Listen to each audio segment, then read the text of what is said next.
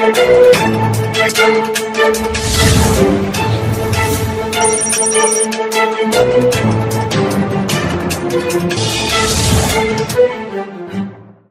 الرحمن الرحيم. السلام عليكم ورحمة الله تعالى وبركاته. كلنتي وعنا ونكسن دمان داودياشا qiimiga qadarinta mudanaw meel ka soo adduunka joogtan halkani waa ILAYSTV TV-ga qaranka Ogaden oo nooga barateen hadahan oo kale hawada ku kulan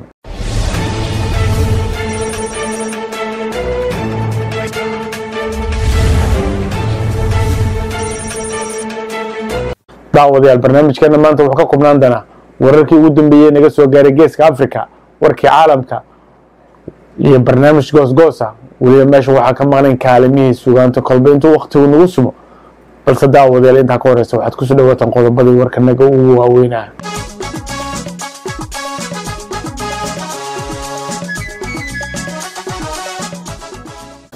guddiga joogtada ee baarlamaanka waddanka Soomaaliya oo ka hor yimid xiriiryaha guud ee qaranka shir muhiim isku yimaadeen ururka dhalinyarada Soomaalida Ogaden oo ay soo wadanka Jarmalka oo qabsoomay kacdoon cusub oo ka bilowday gobolka Wologo ee wadanka Oromiya intaas waxay qodobadii warka naga ugu waaweynaa haatana waxaad ku soo dhawaataan isagii afsan iyo wariye Cabdiwaahid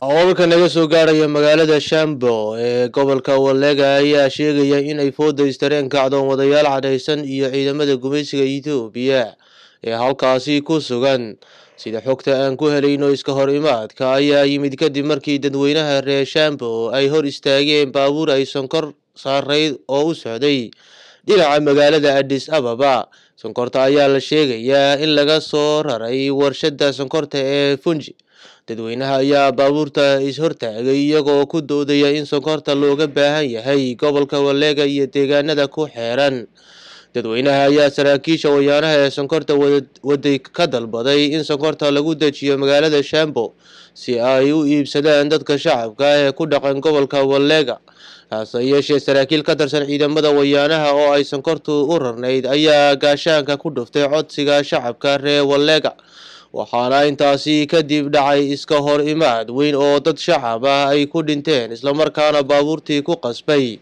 inuu socodkoodii hakado guddiga joogtada ah ee golaha shacabka baarlamaanka federaalka ee Soomaaliya ayaa kulan uu maanta ku yeeshay xarunta Villa Soomaaliya ka soo saaray qaraar ku aadan xasaanadka qaadista xildhibaano uu dhawaan ku soo eedeeyay xeer ilaaliyaha guud ee qaranka Soomaaliya Axmed Cali Daahir xeer ilaaliyaha guud ee qaranka ayaa 16 bishan shir jaraa'id ku sheegay in guddoonka baarlamaanka uu dalbanayo in xasaanada laga qaado labada xildhibaan ee kala ah Xasan Macalin iyo Cabdi Saamir Shuuriye si sharciga loo horgeeyo isagoo ku eedeeyay wax uu ugu yeedhay qaran dumisnimo waxaa kulan muhiim ah isugu yimid ururka dhalinyarada iyo ardayda Soomaalida Ogaden iyo wadankaasi Germany kulankan ayaa waxaa ka soo qayb galay dhammaan qaybaha kala duwan ee ururkaasi OISU ee faraca Jarmalka shirka ayaa waxa uu ahaa mid looga hadlayay qaab shaqeedkii ururka dhalinyarada ee sanadka soo socda waxaana lagu dejiyay ajandayaasha uu faracu ku shaqayn doono sanadka soo socda shirka ayaa waxaa ka hadlay mas'uuliyiin badan oo ka tirsan ururka dhalinyarada iyo marti sharaf ka socda jaaliyadda Ogaden iyo wadankaasi Germany sidoo kale waxaa la qabtay dood dheer oo loogaga doodayay waxyaabo badan oo muhiim ah waxaana ugu dambeyntii lagu ansixiyay xeer hoosaadkii ururka OISU ee faracaasi Germany shirka ayaa waxaa gabagabadii waxa uu ku soo dhamaaday si guul ah waxaana lagu ballamay in si la sii dardargeliyo shaqooyinka halganka gaar ahaan kaalinta ururka OISU kaga aadan halganka Ogaden السلام عليكم ورحمة الله تعالى وبركاته كلنتم معنا ونسنا مان داوداش قيمية قدرنا مدن ولي هالكاد نقلا سعوتان وإليستي في برنامج كنا مانتا وركا كدب وحنا كسو قادن دونا بروديق لو سمي حسكي مالنتي حسوقي Ogaden oo lagu qabtay magaalada Minneapolis oo gobolka Minnesota daawada barnaamij kinti sabadan wuxuu ku bixi doonaa luqadda afka Ingiriisiga sababtoo ah waxaan barnaamij lagu qabtay jaamacadda Minnesota UF Minnesota oo ay ajaanib badan joogtay marka saa la ligay daawadayaal afka Ingiriisiga ku bixi doontaa laakiin waa si fiican bay u dhacday daawasho sidii aan nooga barateen inaan sida tooska aan idinka soo gudbino halkan caawa barnaamijkii lagu xusayay xasuuqii loo geystay shacabka reer Ogaadeniya mudane carab maxaad u malaynaysaa maanta waxa aad u timid wariyarta waad mahadsantahay marka koobaad waxaan jeclaan lahaa inaan mahad ballaaran u celiyo rabbi subxaanahu wa tacaala maanta halkan isugu keenay marka labaad waxaan mahad ballaaran u celinayaa shaqada wanaagsan ay runtii wadaan haddaan fikirkayga gaaban ku cabiro hawshan maanta aynu isugu nimid waa madasha horta aynu joognahay waa University of Minnesota madashani waa maalin la xuso sanad kasta yani waxaan ognahay guud ahaan shacabka Soomaalida Ogaadeniya gumeysi madow oo Ethiopia ayaa muddo dheer maartay dul fadhiyay dhibaatooyin badan baa shacabka loo geystay shacabka waa la gumaaday waqti marka bisha February oo hadda naga dhamaatay oo runtii ay noo saamixday inaan bisha dhexda qabano hoolalka dartood ayaa waxay ahayd bishii ugu gumaadka badnayd maartay Ogaadeniya marka waxa la isla gartay in la xuso sanad kasta bisha February caalamka in laga xuso oo maartay dhibaatadii maartay ku dhacday shacabkan sida daraadad ayaynu maanta halkan isugu nimid aad baan ugu faraxsanahay shakhsiyan anigu iyo dhammaan xubnaha kale ka soo qayb galay waa shir caalami ah oo lagu qabanayo hoolka Human Rights ka jaamacadda University of Minnesota waxa ka soo qayb galay mas'uuliyiin fara badan oo isugu jirta Soomaali cadaan iyo maartay human rights activists aad baan runtii ugu faraxsanahay waxaan filayaa maanta insha Allah taala taariikhdeena iyo dhibaatada shacabkeena gaadhay inaan qarinin oo banaanka soo dhigno aad baad u mahadsantahay kaasi wuxuu ahaa mudane carab hadda waxaan u soo gudbaynaa qaybta muxuu ahaa soo dhaweynta oo ay noo qaabilsan yihiin Faadumo iyo Nimco waxaan leeyahay ayagoo soo bandhigay buugaagtii iyo muxuu ahaa cajalado iyo boorsooyinka caalamka ku sawirnaa iyo alaab hidaha iyo dhaqanka ah Faadumo maanta ujeedada halkan aynu u joogno maxay tahay السلام عليكم مقعي وحال يراهد فاطمة عبد الله waxaa halkan iskugu imaanay suuqa Ogaadeniya oo ka jira wadankayni wallahi loogu qabanayo Minnesota waxaan dhihi lahaa insha Allah kulli gobonimo soo sida ay ogtihiin badeena iska warhayno haduu Ilaahay meel kasta aan ku noolnahay oo way soo dhamaan taasi waxa ahayd Faadumo haddana waxaan u gudbayaa Nimco oo ayadana garabkeeda fadhida Nimco maanta dareenka halkan aad u joogto adigoo wax faahfaahin naga siinaya sidoo dareenkaagu yahay Assalaamu calaykum maanta waxaan u joognaa halkan suuqa dadkayaga lagu hayo ayaan halkan u joognaa hadii Ilaahay yiraahdo Ilaahayna waxaan ka rajaynaynaa in dhibaatadaasna lagu hayo Ilaahay naga dhameeyo waxa meeshan aan ku haynana waa taariikhii reer Ogaadeniya oo dhan marka Ilaahay waxaan ka rajaynaynaa wadankayaga inuu Ilaahay noo xoreeyo waxa ahayd Nimco oo noo faahfaahinaysay dareenkeeda ku saabsanaa maanta waxa aynu halkan aynu u joogno haddana waxaan doonayaa isagana inaan waraysi kale aan la yeesho mudane Asad oo kamid ah jaaliyada reer Ogaadeniya ee ku sugan reer Minnesota oo maantana ka soo qayb galay shirkan waxaan leeyahay Asad ku soo dhawow عليكم ورحمة الله وبركاته وريها بالآدي هذا محسنتهاي سؤال سعودي وحى ما أنت هالك لو قبنا يا شر لو تبقى إن لو حصو حسوق بعنا كصعدة ودنك أوغادينيا يكوها ينقميسي إثيوبيا runtii xasuuqani maaha xasuuq cusub waa xasuuq in muddo soo socday adduunkana runtii ay iska dhigatirayaan marka maanta halkan waxaa sugu nimid inaan xasuuqaasi dadka dhibaatada loo geystay inaan maaragtay aan adduunka soo bandhigno khaasatan ardayda iyo dadka maaragtay professorada iyo dadka ku dhaqan gobolka Minnesota inay maaragtay ay arkaan dhibka halkaasi ka jira marka arintaasi ayaan halkan sugu nimid waxaan runtii maanta halkan sugu imaaday dadweyne fara badan oo maartay ka kala yimid Twin Cities area iyo tuulooyinka kale ee maartay u dhowba marka runtii waa maalin xusid mudan way maanta marka aad iyo aad u mahadsantihiin bahda Ogaden TV khaasatan Mr. Habil marka aad iyo aad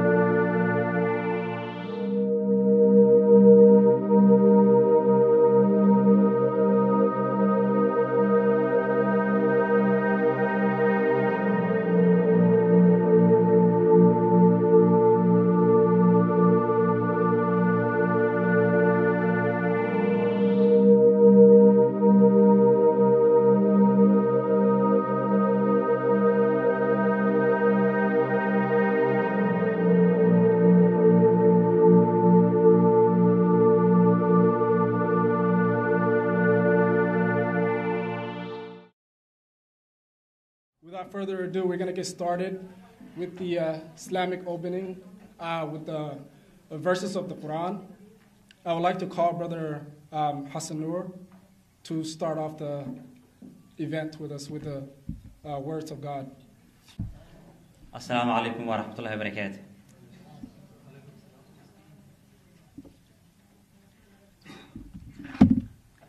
أعوذ بالله من الشيطان الرجيم. بسم الله الرحمن الرحيم. أرأيت الذي يكذب بالدين فذلك الذي يدعو اليتيم ولا يحض على طعام المسكين فويل للمصلين الذين هم عن صلاتهم ساهون الذين هم يراءون ويمنعون الماعون. الحمد لله رب العالمين. The freedom and justice will come to the Ogadenian people. Thank you, Brother Hassan Noor. Once again, this is an event put together by the Ogaden Youth and Student Union with the support of the community. And also, I like to mention this is it's co-sponsored by the Minnesotan University of Minnesota Human Rights Center.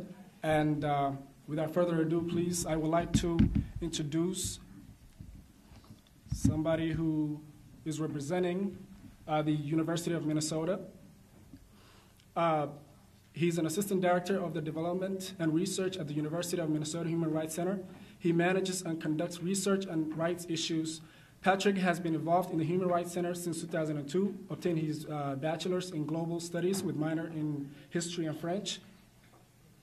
He has his master's in public policy, and we are very honored to have you here today to speak on behalf of the Law School Human Rights Center. Ladies and gentlemen, please help me welcome Patrick Finnegan.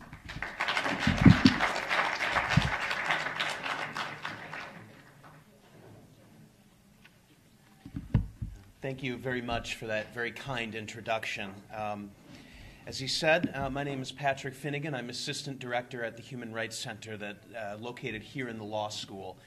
Our mission is to do research, is to promote research, education, and training in the field of human rights, so that our vision is basically to make human rights advocates better at what they do by providing them with the resources and education they need to advance an informed human rights agenda. We have several different programs through which we do this. Perhaps our most recognizable is our online human rights library that has over 65,000 human rights documents freely available in 9 different languages. We also have 2 different fellowship programs, a human rights education program. We do applied research and policy, and we also house, as an affiliated program, International Women's Rights Action Watch. We have some history of working with members of the diaspora community like all of you here today. From East Africa, we've partnered with many of your different members from the Oromo community, from the Ogaden community, from the Somali community, to discuss and highlight issues, human rights issues of mutual concern. And many of the violent conflicts and human rights violations that go on in African regions, including the Ogaden, I also think of Eastern Congo, are very underreported conflicts. And so we're happy to provide a forum for the East African diaspora community to have a discussion about those human rights issues back in the country of origin or ancestry. And so in the past, we've hosted events in partnering with the Institute for Horn of Africa Studies and Affairs. Perhaps some of you have attended those events in the past. And so we're very happy to welcome you all here today to the law school at the University of Minnesota. So thank you for coming.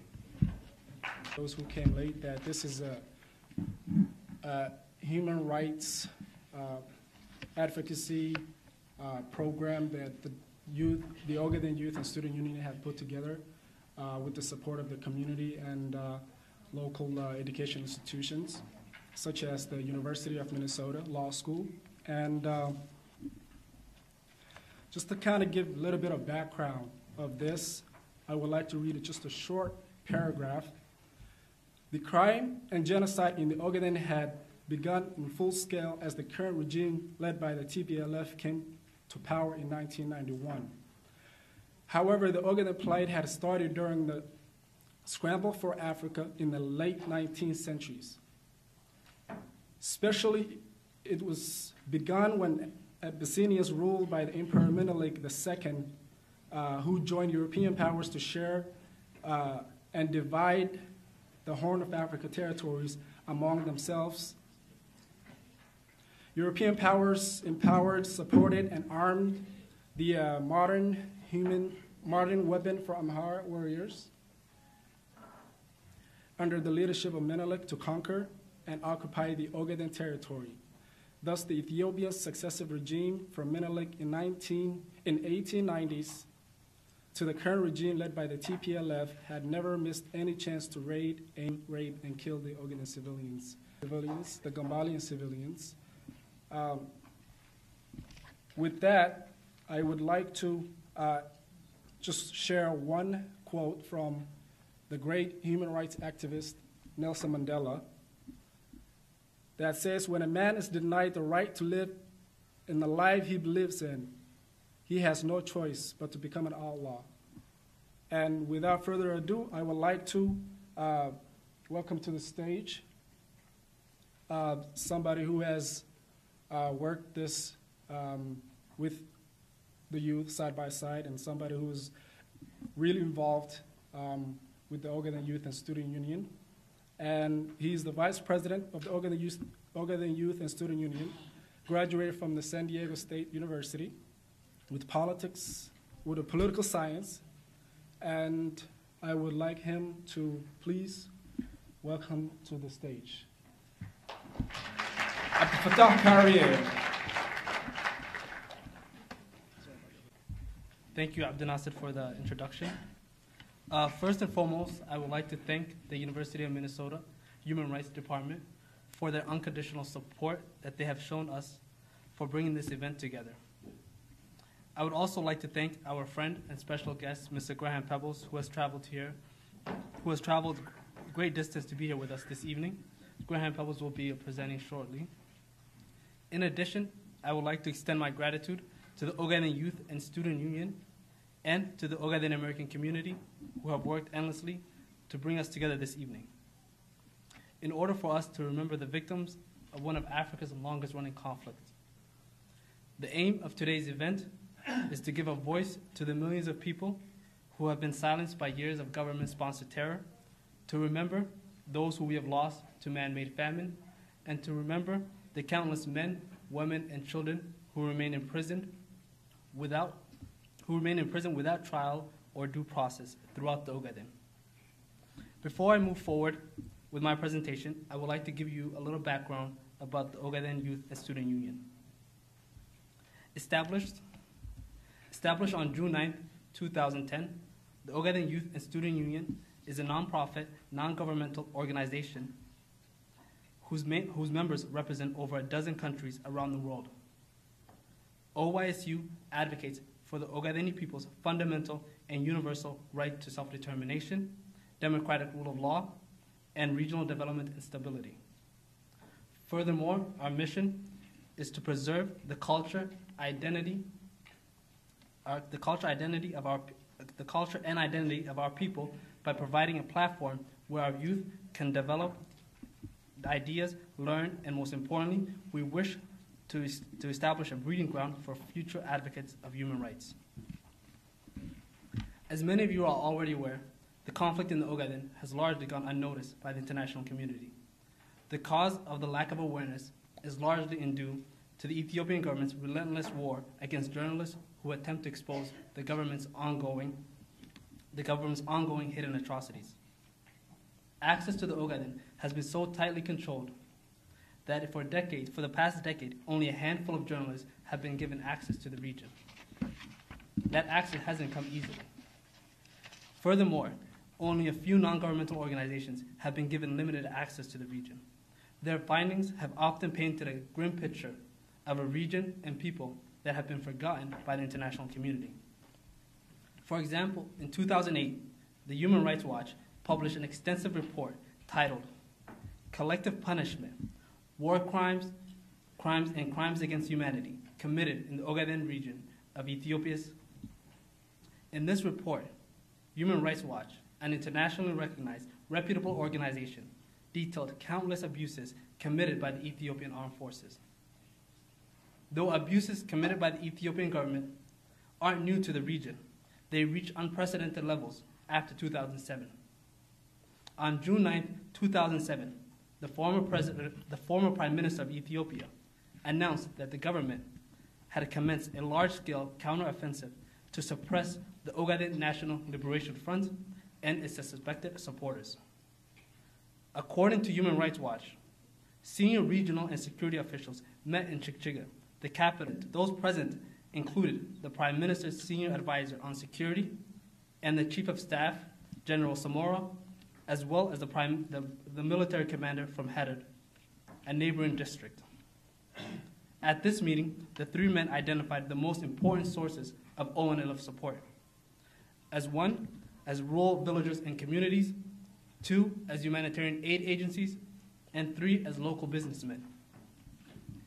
In its investigation, Human Rights Watch found overwhelming evidence that indicate that government forces have indirectly or directly targeted each of these alleged sources of support. Abuses such as arbitrary detention, torture, and rape have skyrocketed since the new counterinsurgency initiative has gone into effect. During its investigation, Human Rights Watch has reported 87 villages, I repeat, 87 villages and nomadic settlements that were partially or totally burned and or forcefully relocated. International humanitarian law prohibits the forced transfer of the civilian population during a conflict unless specifically for the security of the civilian population. Human Rights Watch has detailed numerous accounts where military forces have ordered villagers to evacuate their villages within 2 to 7 days. When villagers refuse to evacuate, the army returns to carry out killings and other atrocities. You can imagine if someone comes to your house today and says to evacuate, what would you do? Would you leave your belongings, your family, your livelihood? People of these villages rely on the livestock, the land that they live on. Therefore, simply leaving is not an option.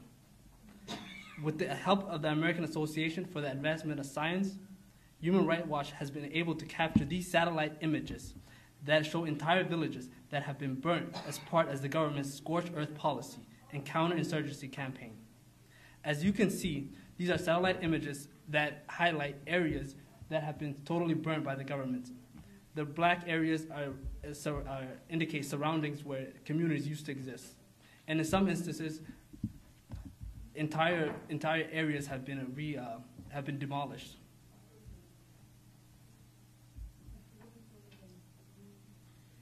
Again, there's limited access to the region, therefore, some of the documents this is all we have from Human Rights Watch.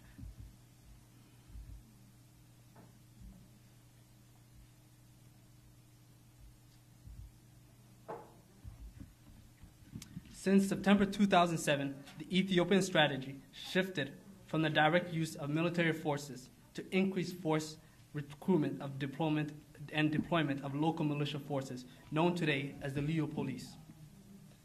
Many consider the Leo militias to be more dangerous than their predecessor. With little oversight and an unending flow of weaponry, the Leo militias have intensified the Ethiopian government's scorched earth policies in the Ogaden. In addition to the abuses mentioned above, the recruitment of children has begun to sweep the nation. Under the Rome Statute of the International Criminal Court, it is considered a war crime to enlist children under the age of 15 into national armed forces. A mother in Gode, who was interviewed by the Human Rights Watch, stated, "My son was arrested and later was forced to join a branch of the Ethiopian troops commonly known as the Leo Police. He was 17 years old. He did not finish his school. When I asked, why did you join the Leo police? He replied, I want to save my life. No one will arrest me or you. Imagine if your 15-year-old child or your 17-year-old child was forced into armed conflict, a conflict that he wanted nothing to be a part of, a conflict that he joined simply to save and protect his family. Simply refusing to join the state-sponsored militias is not an option. The Leo police practices are identical to militias established in Darfur, known as the Janjaweed. The only difference is that the international community has widely condemned the Janjaweed. The international community has yet to acknowledge the crimes against humanity committed by the Leo police.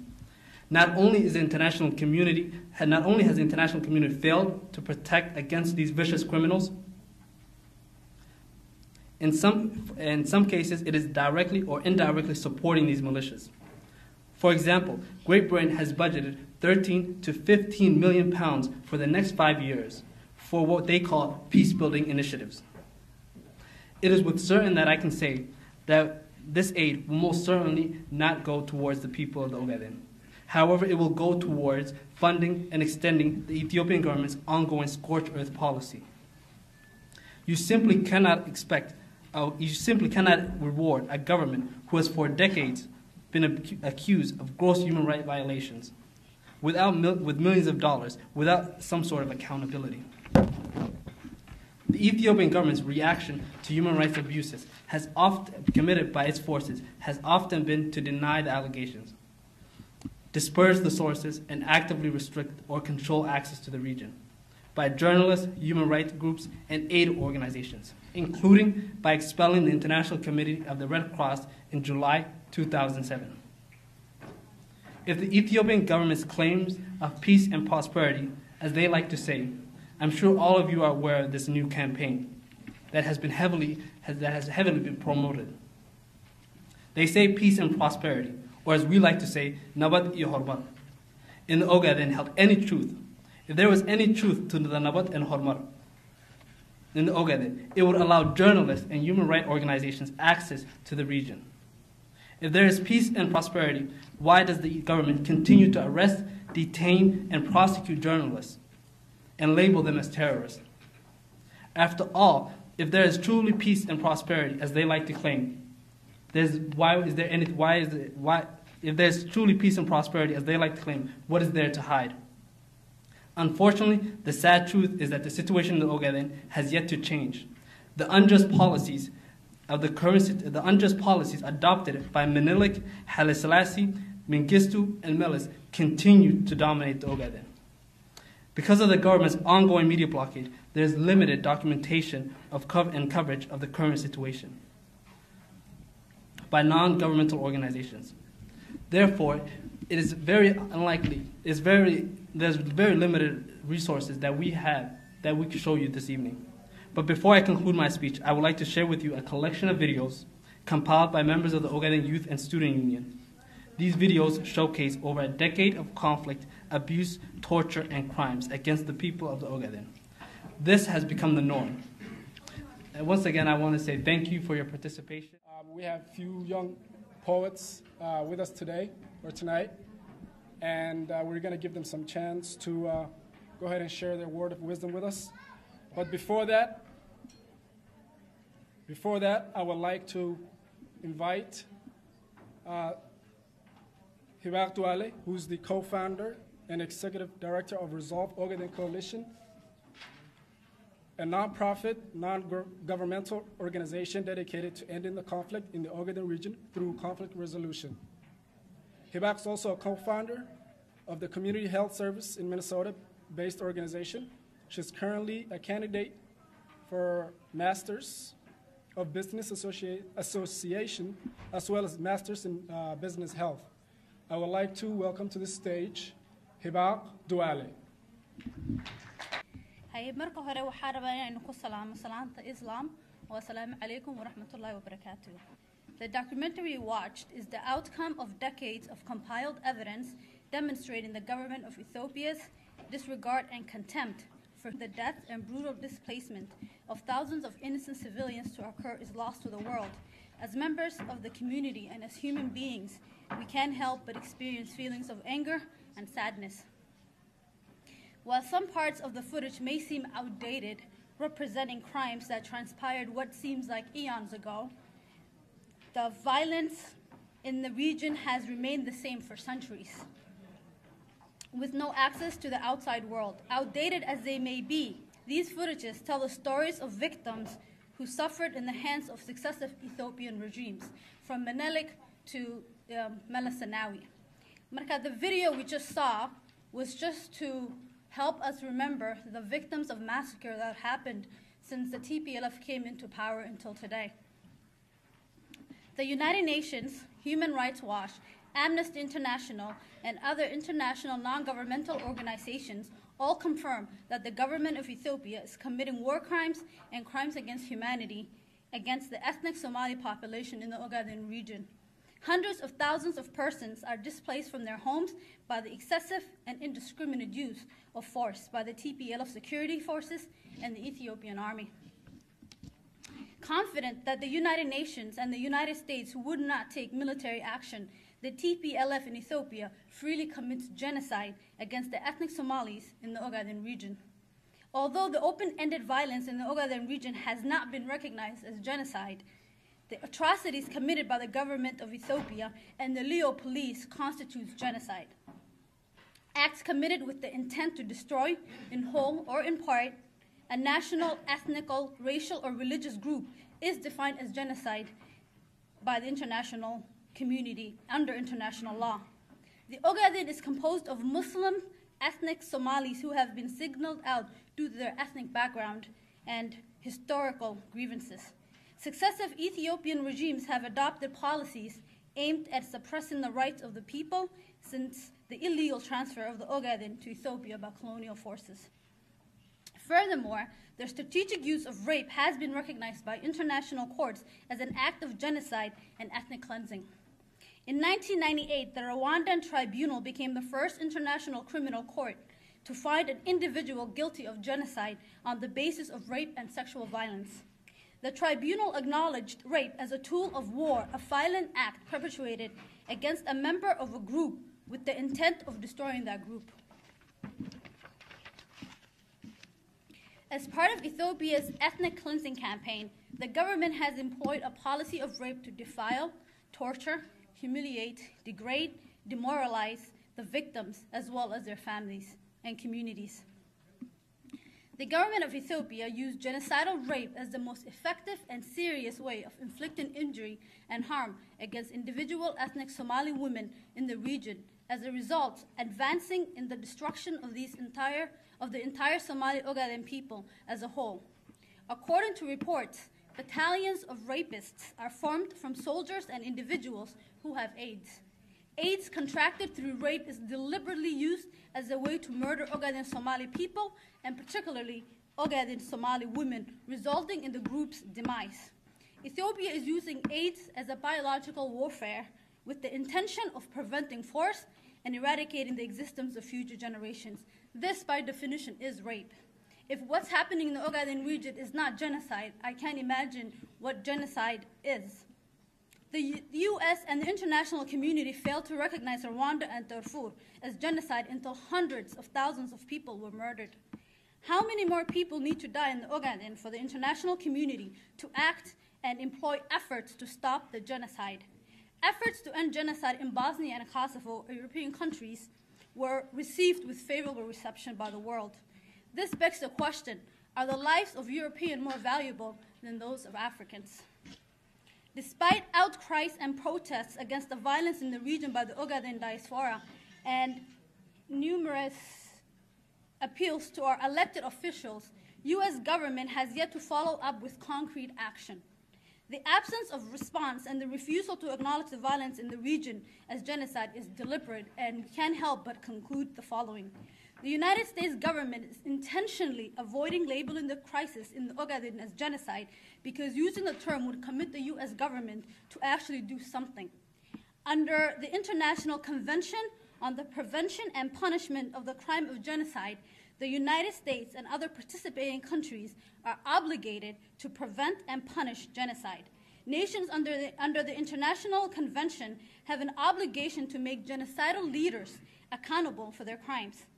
The International Criminal Court was created for this purpose of prosecuting genocide, crimes against humanity, and war crimes, and have proven to be successful in the past. By leaving perpetrators of genocide unpunished, genocide is made more possible, not less. It spreads the message to present and future leaders that genocide is unpunishable and acceptable, and that it can happen in anybody's watch. Furthermore, the U.S. has neglected democracy and human rights by focusing exclusively on an effort to fight terrorism. Totalitarian governments, African countries, Ethiopia in particular, has excessively played the anti-terrorism card to earn a relationship with the United States and has helped keep them in power. U.S. support of dictators with economic assistance and military funding must stop. Leahy Law, a U.S. human rights law, prohibits the U.S. Department of State and the Department of Defense from providing military assistance to units that violate human rights. The law states, if a unit is found to have been implicated in a serious abuse of human rights, assistance is denied until the host nation government takes effective steps to bring the responsible persons within the unit to justice. In the Ogaden, the government of Ethiopia, not just one or two of their units or individuals, is implicated in human rights abuses.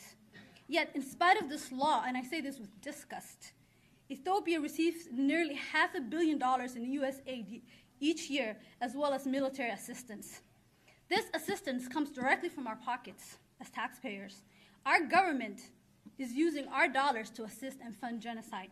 And as we saw, the millions of aid given to Ethiopia is not being used to help our people. It's not being used to end the famine, or it's not being helped to develop the region. It is being used as a weapon against our own people. The aid there is not humanitarian aid, it's a political war tool that's used to subjugate our people. If the US and other nations stopped supporting Ethiopia with funds, then Ethiopia would not have the means to carry out these genocidal acts. Resolve Ogaden Coalition is not asking the US to resort to military means to try to solve the diplomatic problems in the region. Declaring the violence in the Ogaden region as genocide by both the United States Congress and the United Nations Security Council and imposing economic sanctions in Ethiopia is a step in the right direction in saving millions of lives. As we mourn the massacres of our brothers and sisters, we should vow to never forget the thousands of men, women, and children who perished in the Ogaden.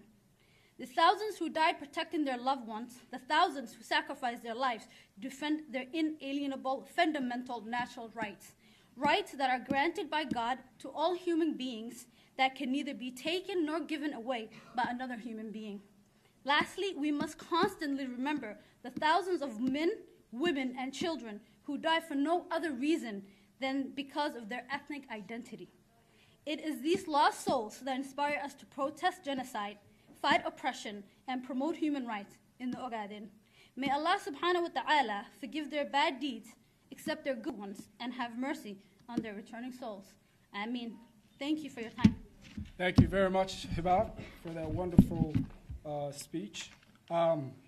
Add a quote on what Hibab said. It's a quote from Nelson Mandela, once again, where he says, "A good head and a good heart are always a formidable combination, but when you add to that a literal tongue or a pen, then you have something very special." And he also says, where you stand depends on where you sit. And tonight, where we sit is exactly where we stand. With that being said, I would like to call on a young poet, one of the young poets here that we had so far in the community, 17-year-old Safia Mohammed, attending at the St. Louis Park High School, will be performing a poem called Soulless. Please help me welcome Safia Mohammed. This will go out to my lost family seeking for a revolution, lost days and nights looking for a solution. To my grandmother that reminds me of a time where we could walk freely on our land, ripped away her beautiful country, not leaving a single strand. And to my beautiful aunt, who wears the flag of Ogaden proudly on her back, reminded every day of the husband she now lacks. And to my weeping cousin who only sees corruption, watching time go by, waiting for her own destruction. And to my lost sister, whose child not even made it out of the womb, still hear the cries of the nights and where the guns go boom. And to my angered mother, who has seen her mother killed in front of her eyes, fearing the same fate, she closes her mind and listens to their lies. How strong are our people in Ogaden? Famous saying, what goes around comes around, but my people of Ogaden know of something higher. It's the haqq of Allah's promise, and His pleasure is what they desire. Oh Allah, the most compassionate, you are the guidance and you are the King of all kings. Oh Allah, give us victory for Ogadenia. Oh Allah, give us happiness, we yearn for a beautiful home. Ya Mughithu Aghisni, oh the one who saves, save me. Save us from this atrocious genocide. Ameen. Ameen ya Rabbil Alameen. Subhana Rabbika Rabbi Izzatika Amma Yasifun. Wa salamun ala al-mursaleen walhamdulillahi Rabbil Alameen. We make dua to Allah because He is the one we please. And inshallah one day, Ogadenia will be free. Ogadenia. Just like to read one more paragraph.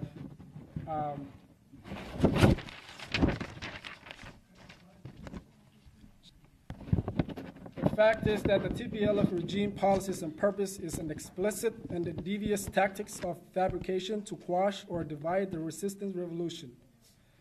The practice of TPLF-led regime of Addis Ababa attitude towards Ogaden conflict had clearly transformed into a staged organized violence against civilians. Accordingly, what the regime has opted is to linger on its own resolute course of either way or the highway. With that being said,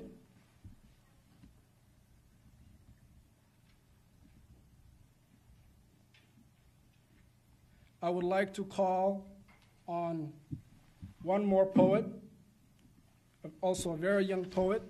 Her name is Hamdi Hassan, a 16-year-old from South Rapids High School. SAC, Rapids High School. She will be performing a poem called the I Have a Dream. Please help me welcome Hamdi Hassan. The person who inspired me to write this poem is my mom and Martin Luther King Jr., for he one day feared his people, as one day we will free ours. Hello, my name is Hamdi Hassan.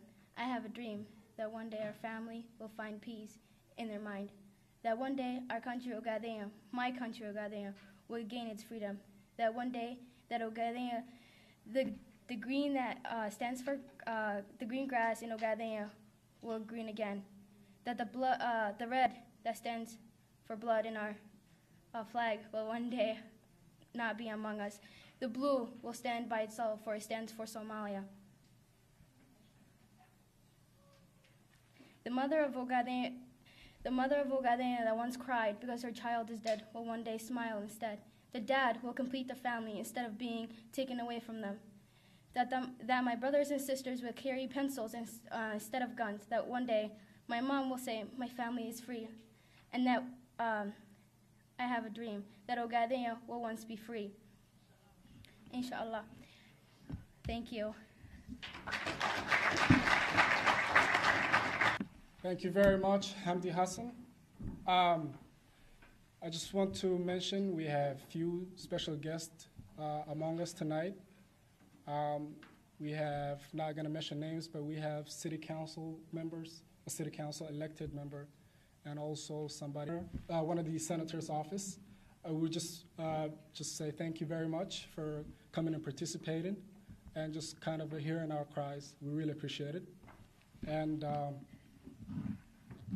now our special guest that we have tonight, all the way from the United Kingdom, we have Graham Peoples. I apologize if I missaid your name. He's a writer and a director of a Trust, a UK-registered charity he founded in 2005. He spent 2 years living in Addis Ababa, where he delivered a series of education workshops for acutely disadvantaged children and women in Ethiopia. He has written extensively about the conflict in the Ogaden region. Mr. Graham Peoples. The majority of people in Ethiopia receive their information through television, and the television is owned by the government. Literacy levels in Ethiopia are around 48% amongst adults. So most people can't read the newspapers anyway. So it's the television which is the main arm of propaganda for the government. Political dissent is all but outlawed. It's not outlawed. Within the Constitution, political dissent is allowed, but essentially, in practice, political dissent is outlawed to the Ogaden region. The whole population lives under a sort of blanket of suppression. And within that blanket of suppression, you have particular groups who are suffering more than others. People in Gambela, the Amara, the Lower Omo Valley. These people are suffering huge persecution and violence, the same as is happening in the Ogaden. Perhaps not to the same degree, but it's exactly the same methodology. The people of the Omo region, and so on. The Aroma, and so on. The Genocide Watch. When I read this piece from Genocide Watch, I was absolutely staggered. Genocide Watch consider Ethiopia to have reached Genocide Watch have a grading system, 1 to 8. 8 being the highest, 1 the lowest. If you're at 8, then that's the most extreme form of genocide. They say that Ethiopia has already reached stage 7 of 8 genocidal massacres against many of its peoples, including the Anuak, Ogadeni, Oromo, and Omo tribes. It's an extraordinary thing to say. So, but as we know, some of the worst atrocities are taking place within the Ogaden region, and we'll now concentrate on that. It's a huge piece of land, a large area, maybe the size of a small country, a country the size of Sweden, with a very small population. And ethnic Somalis, maybe 70 to 90% of the population, depending on who you speak to. Speak to Ethiopians, they think it's much lower. Speak to an ethnic Somali, they think it's much higher. So, somewhere in between. Mostly the people are nomadic pastoralists, living in, without the military occupation, the Ogaden region is a place which is besieged by famine and drought. Is perhaps one of the most least developed parts of the world anyway. Never mind the military occupation. So, we've got enough problems. Don't add to it. The struggle for self-determination, as you all know, has been going on for a long time. Centuries, probably. The British are complicit in causing perhaps the current problem when they arrogantly handed over the region to the Ethiopians in the 1950s. Since 1984, the struggle for self-determination has been taken up by the Ogaden National Liberation Front, the ONLF. And a group that is predictably regarded by the government as terrorists. There are terrorists in the Ogaden region. It is state terrorism which is taking place in the Ogaden region. The Ethiopian military and the Liyu force are carrying out terrorist acts. The government, through the military and the LIU, hunts down ONLF members and with impunity tortures, imprisons and rapes its members and suspected supporters whilst carrying out widespread extrajudicial killings. It's an excuse that's used all the time, as I'm sure you all know, to arrest people. You are a supporter of the OLNF, therefore we will imprison you. There's no judicial process at all. It's just an excuse for arbitrarily detaining people. Other measures that it's a systematic methodology that the military is following, and very carefully planned and very carefully executed. And part of that is a scorched earth policy, which involves the burning of crops, the destruction of homes, and the killing of cattle. Human Rights Watch state that the confiscation of livestock, which is a main asset, you know, we're talking about simple people living simple lives who their cattle is their main asset. The confiscation of livestock, restrictions on access to water, food, and other essential commodities have been used as weapons in an economic war. This is Human Rights Watch.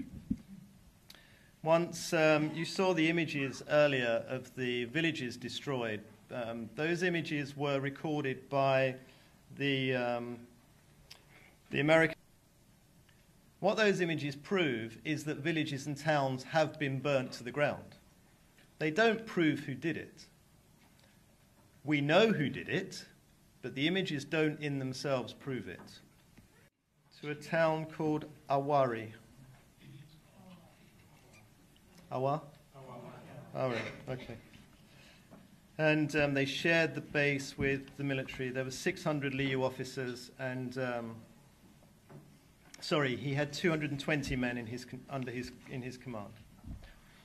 So I asked, what's the mission of the LIU force? And he said the first mission for all the military and the LIU is to make the people of the Ogaden region afraid of us. So he said the same thing as the Abdi chap who told me 3 or 4 days earlier. And I would ask, how do you decide on which villages to attack?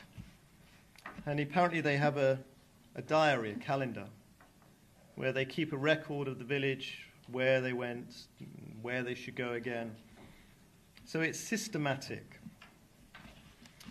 He told me of I asked him to tell me about the first time the division attacked a group of civilians. He said he had a very good memory for dates.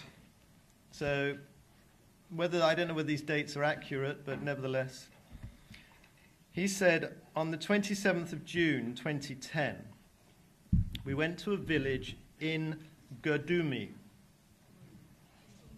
looking for ONLF fighters. The ONLF fighters heard that we were there, and they mounted an attack on the LIU. There were about 80 ONLF fighters. After an hour or so, we pushed them back. 23 soldiers were killed and 5 members of the ONLF. In the morning, at 6, so this again, if you remember the previous woman who the military had stayed overnight outside the village, again and again and again, that's another pattern. So once they'd had this fight with the ONLF, the LIU force stayed there, just on the edge of the village. And at 6 o'clock in the morning, they surrounded the village. They called all the villagers for a meeting. The village buildings formed a circle, and from one side was where the attack by the ONLF had come. From that side, they took 4 girls and 9 boys. He said, we stripped 2 of the girls and cut off their breasts. I don't know whether I can say this. We then stuffed their breasts inside their vaginas using the end of our rifle. The girls died like this.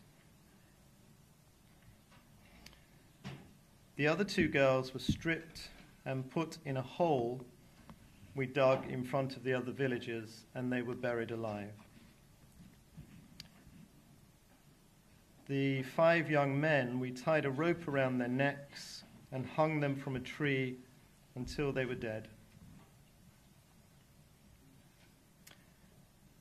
We did not shoot them because the ONLF may have been nearby and would have heard the shots.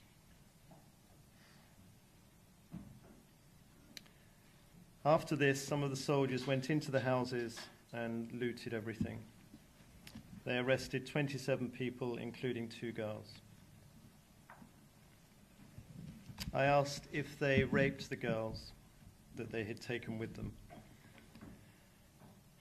While we were waiting for lorries to take us back to the base, we took 2 girls, aged around 19, into the bush and raped them.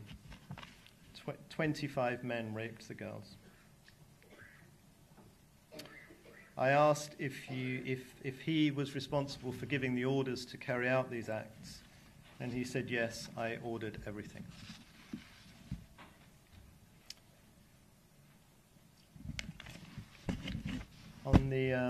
On the way back to the base, it continues. On the way back to the base, he said they saw a small house and suspected that ONLF men may be there. Inside, they found a young girl with 2 ONLF support soldiers. A fight started in which 3 Liu officers were killed, as well as the ONLF fighters. We suspected the girl, who he said was between 14 and 15 years of age, to be married to one of the ONLF men. The Ethiopian military arrived and took the girl out into the bush and raped her. She died during the rape. I mean, this is a Liu commander telling these stories. There's no reason for him to make these things up. I'll recount one more story that he told me.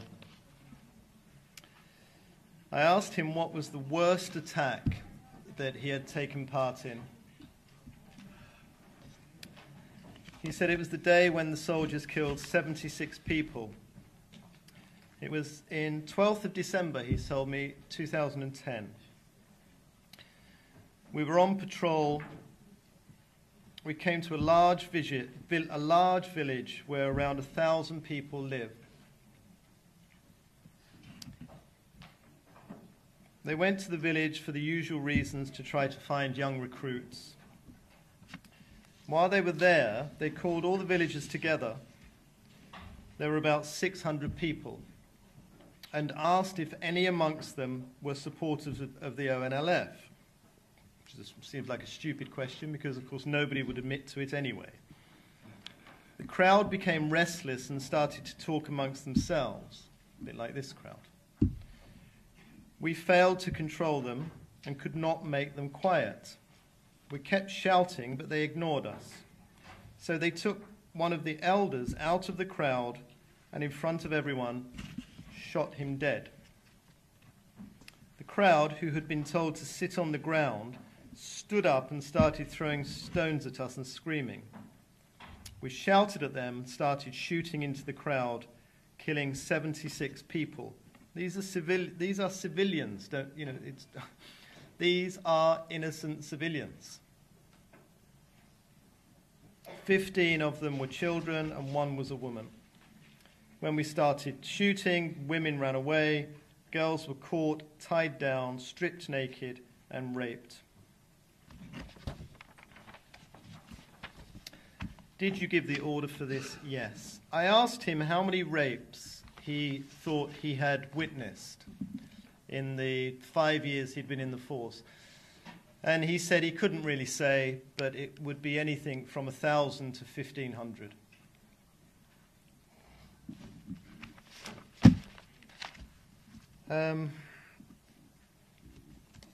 There's no question that the so-called counterinsurgency campaign of the Ethiopian government and the military, there's no question that it's anything but state terrorism. It's very difficult, talking about the international community responding and the Americans and the British and so on. They're not interested.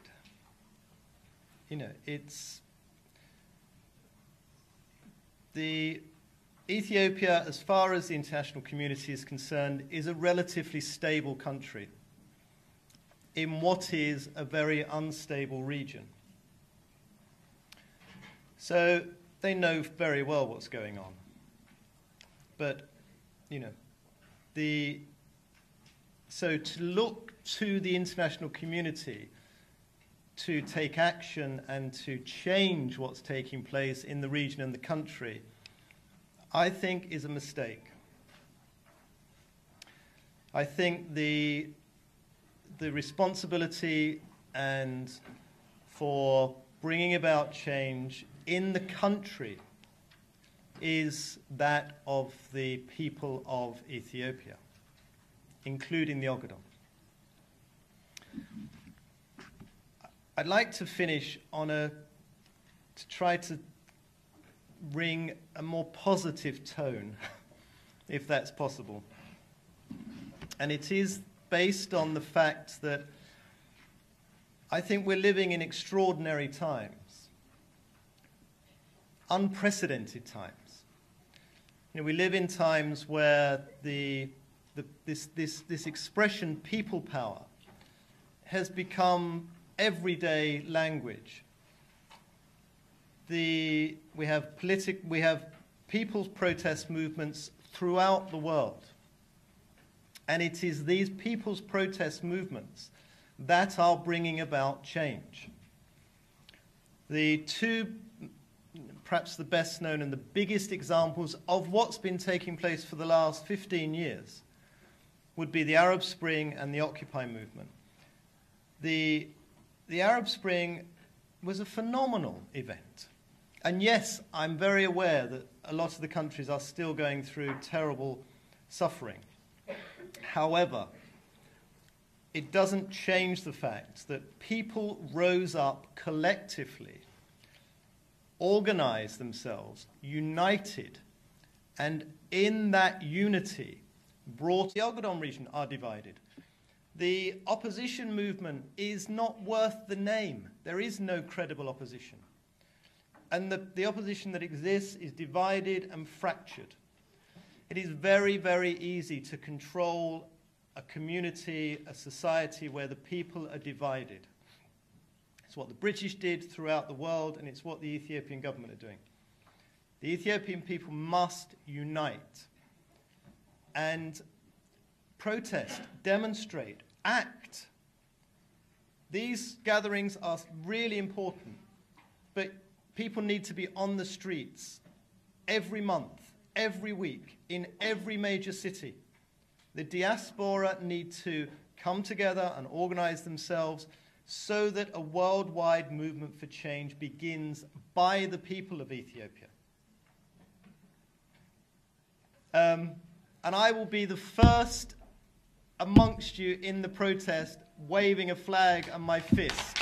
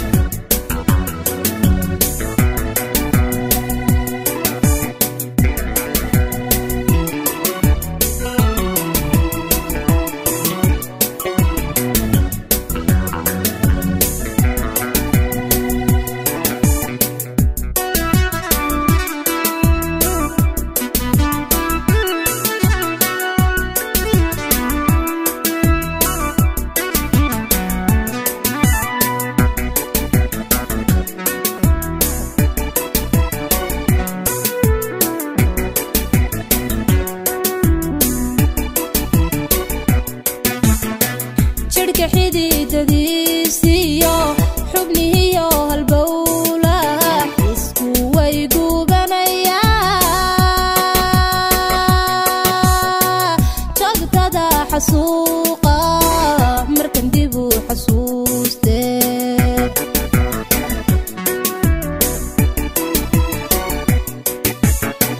جرك حديد ديسيو حمنيو هالبولة حسكو ويقو بنيا جاقتا دا حسوقا مركن ديبو حسوستي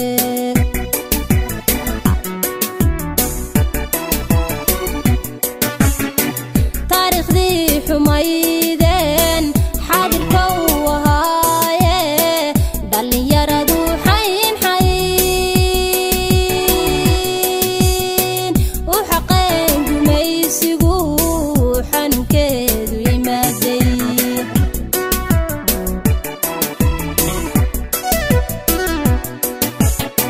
تاريخ دي حميدين حاضر كوهاي دالي يردو حين حين وحقين قميسيقو حنو كيدو يمادي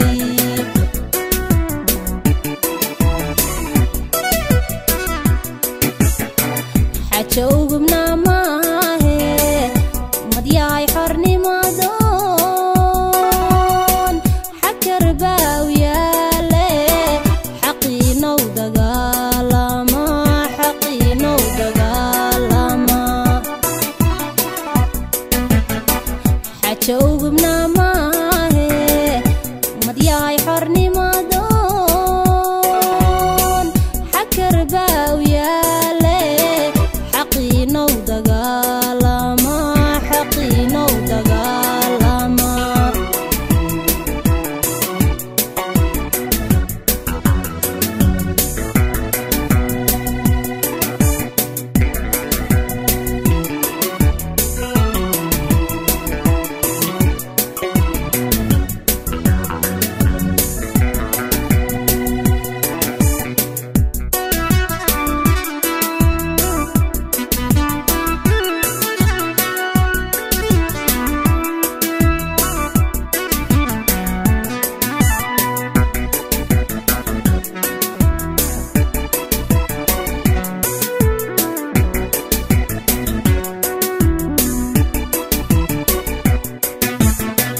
حلقي مصيبة قبر دهر حنجراهيو ديق حول نقطة ميتكو حساب لي حفظها كرورة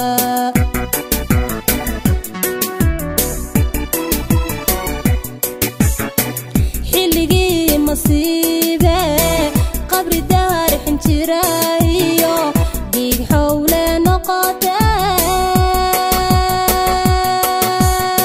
ميتكو حساب لي حفظها كرورة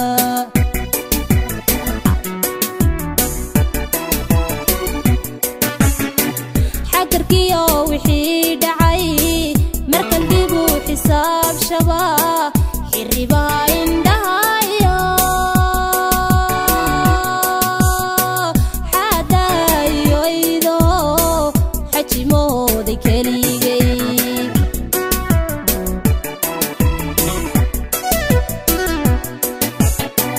حكركيو وحي دعي مركن ديبو حساب شبا حربا عندها حدا يويدو حجي مودي كليجي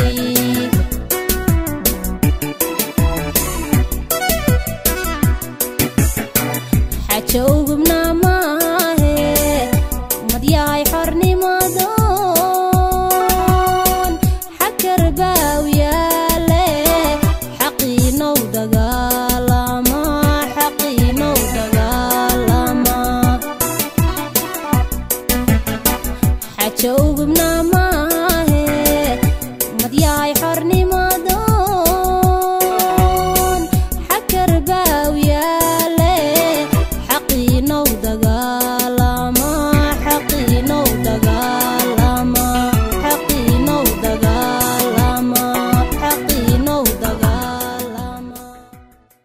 haatan waxaan soo gaaray guntiga gabagabadii barnaamijkeena waa anagoo bahda ILAYS TV oo idinkaga tegina sidaa iyo nabadgeliyo